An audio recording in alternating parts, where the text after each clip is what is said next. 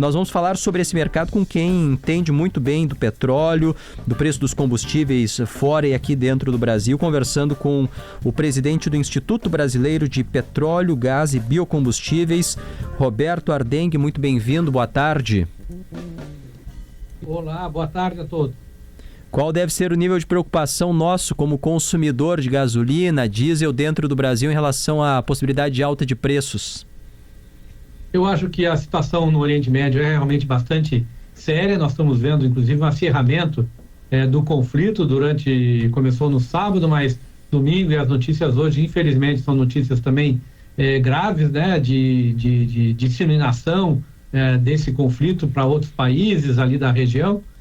Então, se permanecer esse estado, vamos dizer assim, de conflito mais disseminado, aí a gente pode ter um efeito muito negativo, né, no mercado mundial de petróleo, porque você mencionou até aí, o petróleo de manhã cedo chegou a subir 13%, agora ele estacionou ali em cerca de 5%, 6% de aumento, então já é sinal de que já há uma acomodação. Claro que há movimentos especulativos de curto prazo, né, que acontecem sempre, porque nós estamos falando de um mercado muito líquido, né?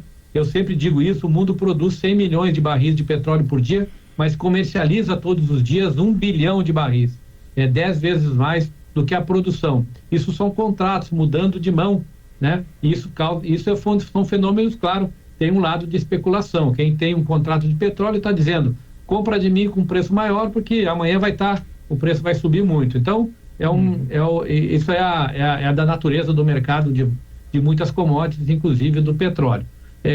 Se isso perdurar, né, nós vamos ter o petróleo subindo para um outro patamar, e aí tem um efeito, claro, na economia mundial e na economia brasileira também, porque isso aí vai começar a se comunicar para outros produtos, para os produtos petroquímicos, para os produtos químicos, para os fertilizantes, para os produtos derivados de petróleo, que todos vão subir para um outro patamar. O mundo vai ter que se reorganizar no outro patamar, mas isso aí são só especulação, claro. É só especulação. Vamos ver o que acontece nas próximas, pelo menos 2, 3 semanas, né? E até os produtos que dependem, imagino eu, claro, o senhor conhece esse assunto muito melhor, mas que dependem de transporte, claro, de logística envolvendo petróleo para poder se deslocar, né, para ir de um lugar para o outro. Imagino que eles ficariam mais caros também, e essa é uma grande preocupação.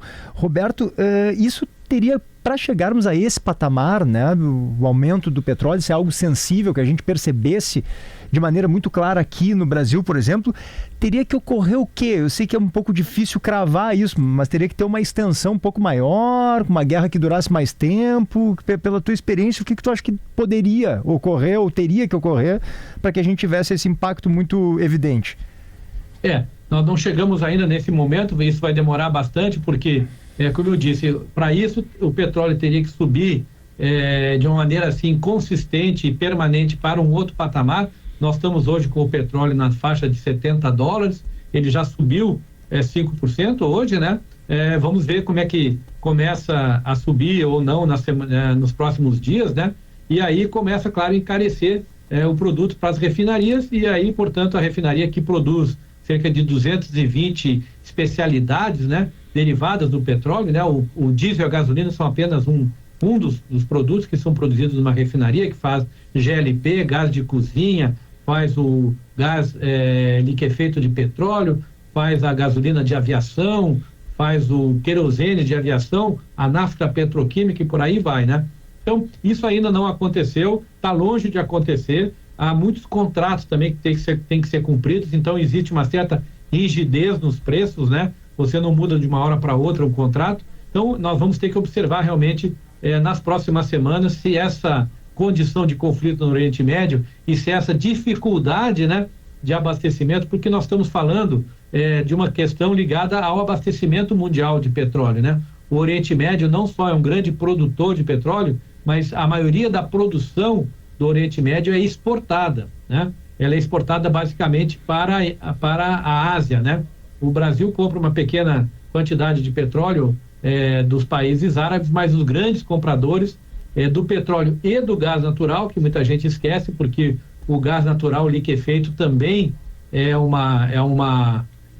produto importantíssimo dentro da cadeia química, petroquímica, e até para gerar energia. Por exemplo, o Japão é um país que depende muito do gás liquefeito para poder gerar energia para a sua economia, né?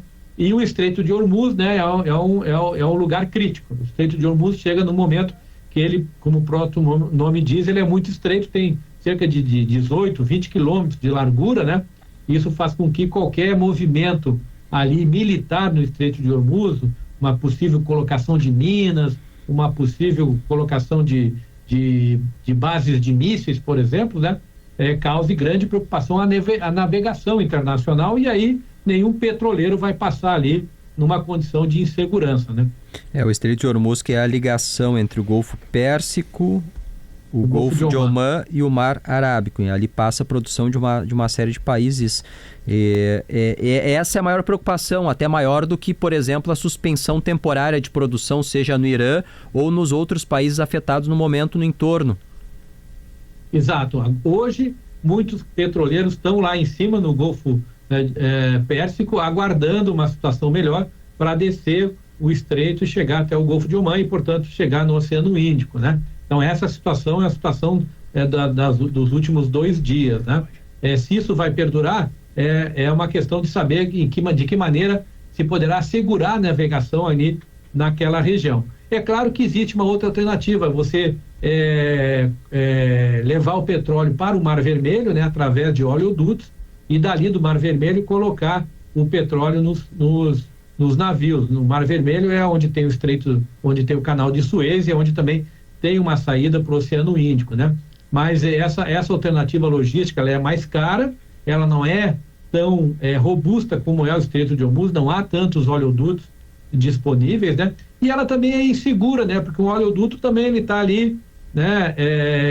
Pronto a eventualmente levar uma bomba de um drone. Hoje um drone pode carregar um explosivo de 400 quilos, né?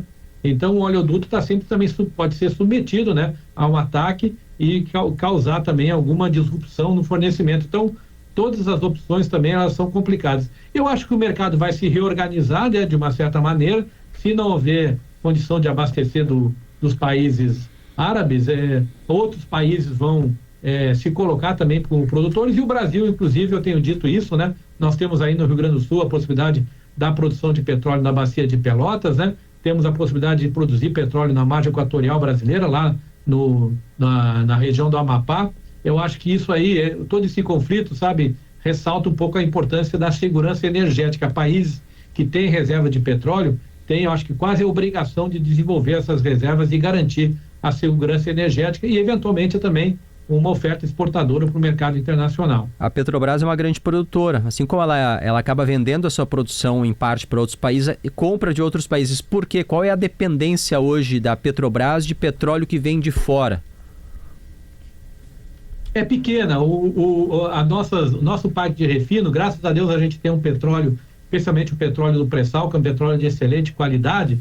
Então a Petrobras realmente compra algumas especialidades, um petróleo um pouquinho mais leve para fazer, por exemplo, lubrificantes, né, que exige e a produção é mais eficiente se você tiver um petróleo extremamente leve, mas é uma pouca quantidade. O Brasil hoje exporta 1,7 milhões de barris de petróleo por dia e importa cerca de 300 mil barris por dia. A Petrobras é uma empresa que tem muita experiência em produção de petróleo em águas profundas e ultraprofundas, né? E, felizmente, a gente tem a presença não só da Petrobras, mas de grandes empresas no Brasil. E o resultado é que o Brasil hoje é um grande exportador de petróleo. O ano passado, 2025, o petróleo foi o primeiro produto da pauta exportadora brasileira, inclusive passando aí o complexo soja, que já tinha sido o principal produto exportado pelo Brasil. E Roberto, eu não sei se ficou tão claro para mim, assim, como o Brasil, como tu estava dizendo, é muito autossuficiente de uns anos para cá em relação ao petróleo. Por que poderia aumentar tanto o preço se houvesse um problema de fato maior, né, mais duradouro em relação às importações vindas do Irã, né? Claro, eu explico.